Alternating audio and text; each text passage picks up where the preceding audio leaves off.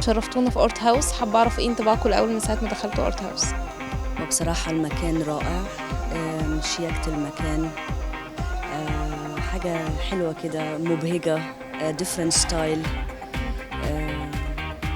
كله فريد من نوعه يعني.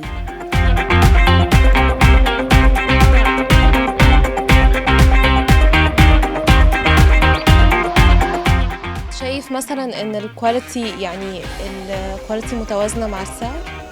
سوفر وده مش الفيدباك بتاعي، يعني في ناس جت اتفرجت معايا كتير، مش بس مش انا بس.